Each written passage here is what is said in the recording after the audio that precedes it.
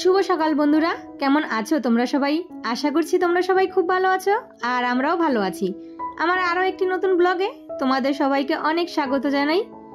আজ হচ্ছে বুধবার আর এখন বাজে ঘড়ির কাঁটায় ওই সকাল 6:30 মতো। তবে চলো আজকের ব্লগটা এখান থেকে শুরু করছি। আশা করি ব্লগটা তোমাদের ভালো লাগবে। আর বন্ধুরা, পুরো ব্লগটা দেখার অনুরোধ রইল। এই যে ঘুম থেকে উঠতে আধা ঘন্টা লেট হয়ে গেল। রোজই কিন্তু ওই যে 5টার মানে ভোর 5টার অ্যালার্ম দেওয়া থাকে, সেই ঘুম ভাঙতে ভাঙতে কোনো দিন হয়তো 5:30, 6টা, আজ তো একদম 6:30 বেজে গেছে। তো এই যে তাড়াতাড়ি করে উঠে তারপর কাজে লেগে পড়েছি, না হলে না ঘড়ির কাঁটার সঙ্গে আর দৌড়ে তাল পাবো না। এই যে সকালবেলাটা মানে এত পরিমাণে কাজের চাপ থাকে, একটু যদি দেরি হয়ে যায় না তাহলে কিন্তু সব কাজে দেরি। তো এদিকে তাড়াতাড়ি করে বাসি ঘর টরগুলো ঝাড় দিয়ে তারপর ব্রাশ করে চলে আসলাম এই যে সকালের 2 গ্লাস জল খাই তো সেটা নিয়ে। তো এই যে জল টল খেয়ে এখন সোজা চলে যাব চান করতে। চান টান করে চলে আসলাম ঘরে। এইদিকে কিন্তু এই যে মুখে একটু ক্রিম মেখে চুলটা আঁচড়িয়ে সিঁদুর পরে সোজা চলে যাব রান্নাঘরে। রান্নাঘরে গিয়ে ঝটপট হাজবেন্ডের টিফিনটা করতে হবে, মানে 8টার মধ্যে আমাকে টিফিন করে তারপর টিফিনটা পাঠাতে হবে। একটু দেরি হয়ে গেলেই না ওই যে টিফিন পাঠানো নিয়ে আমার একটা সমস্যা, মানে কে যাবে সেটা পৌঁছতে। আর এইদিকে তাড়াতাড়ি আমি এইদিকে চুল আঁচড়িয়ে সিঁদুরটাও পরে নিলাম। তো রান্নাঘরে চলে এসেছি। এইদিকে এক কড়াইতে বসিয়েছি সবজি, আর একদিকে দেখো আটাটা মেখে 4টে রুটি, ওই রোজ 4টে কি 5টে রুটি করি। 3টা রুটি হাজবেন্ডকে দিয়ে দিই, ও আবার বেশি রুটি খেতে চায় না। আর 1টা 2টো যা থাকে সেটা ওই ছেলেকে চা দিয়ে, না হলে ওই আমি একটা চা দিয়ে খেয়ে নেব। তো আজকে একটা ছেলেকে দিয়েছি আর 3টে রুটি হাজবেন্ডকে। আর আজ জানো তো এই যে দেখো 4টে রুটি একবারেই ভেজেছি। মানে এইভাবে না অনেককেই ভাজতে দেখি যে একসঙ্গে 3টে 4টে রুটি ভাজে, কিন্তু আমার দ্বারা সেটা হয় না। তো আজকে ভাবলাম চলো তাহলে একটু ট্রাই করা যাক, কিন্তু হয়েছে অতটা ভালো না।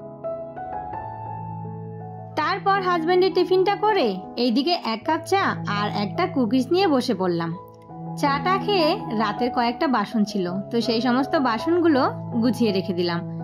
আর এইদিকে তো হাজবেন্ডের টিফিনটা পৌঁছে দেওয়ার সময় হয়ে গেছে। তো এইদিকে টিফিনটা আমি এই যে ব্যাগে ভরে নিলাম।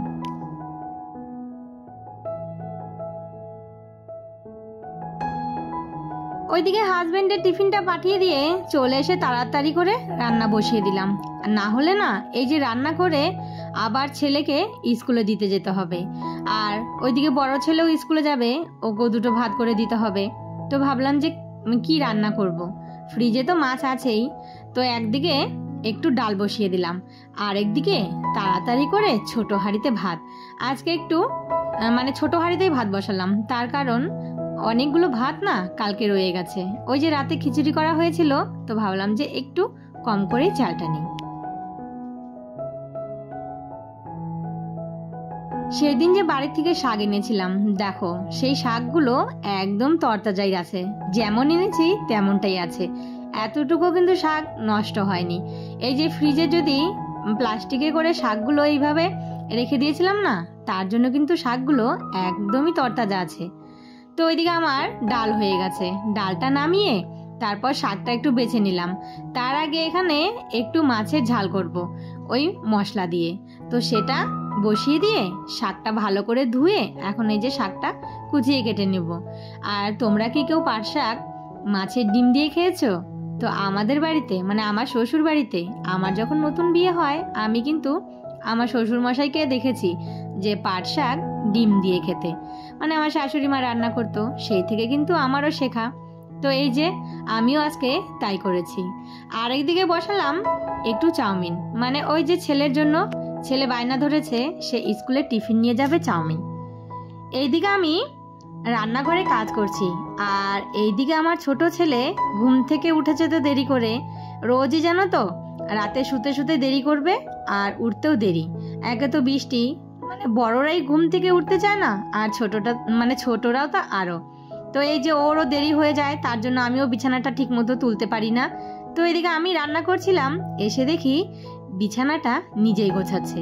তো যখন মর্জি হবে একাই কিন্তু বিছানা তুলবে, যতটুকুই পারে ততটুকুই কিন্তু নিজের হাতে গুছিয়ে রাখবে। আর যখন মানে আমি ওকে বলি কোনো সময় যে বাবা বিছানাটা একটু তুলে দাও, ও বলবে আমি এখন পারবো না। কিন্তু আজকে আর বলতে হয়নি, একাই করেছে। যাই হোক, এতটুকু বাচ্চা বিছানাটা যে গুছিয়ে দিয়েছে এটাই আমার কাছে অনেক। আর এইদিকে দেখো চাউমিনটাও সেদ্ধ হয়ে গেছে, তো এটা আমি ঠান্ডা জল দিয়ে ভালো করে ধুয়ে নিলাম। আর এইদিকে না মাছের একটু ডিম আছে, তো এটা দিয়ে ভাবলাম যে একটু বড়া করে নিই। আর মাছের ডিমের বড়া খেতে আমার কিন্তু বেশ ভালো লাগে। এইদিকে না ডিমের পাতা এনেছিল হাজবেন্ড মাসকাবাড়িতে, তো সেটা শেষ হয়ে গেছে। তারপর দোকান থেকে এই যে কয়েকটা ডিম নিয়ে আসলাম, মানে এই যে চাউমিন করতে হবে, ডিম ছাড়া তো আর খেতে ভালো লাগবে না। আর সাথে ছেলের জন্য একটু দুধও এনেছি। এইদিকে না আমার ছেলে চাউমিনে কিছুই খাবে না, কিন্তু কোনো সবজি বলো পেঁয়াজ বলো কিছুই না, শুধু এই যে ডিমটা ফাটিয়ে ভুজিয়া করে সাথে একটু ম্যাগি মশলা দিয়ে ব্যাস নুন দিয়ে এইটুকুই।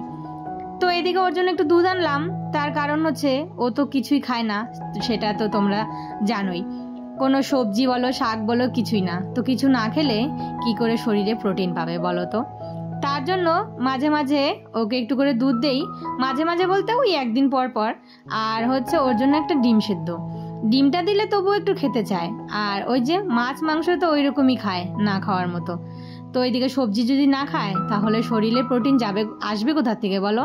তাই একটা করে ডিম সিদ্ধ, তার জন্য কয়েকটা এই যে ডিম নিয়ে আসলাম, কয়েকটা বলতে 6টা ডিম এনেছিলাম। তো একটা ডিম ওকে চাউমিন করে দিলাম, আর 5টা ডিম আছে, তো সকালে একটা করে সেদ্ধ করে দেব।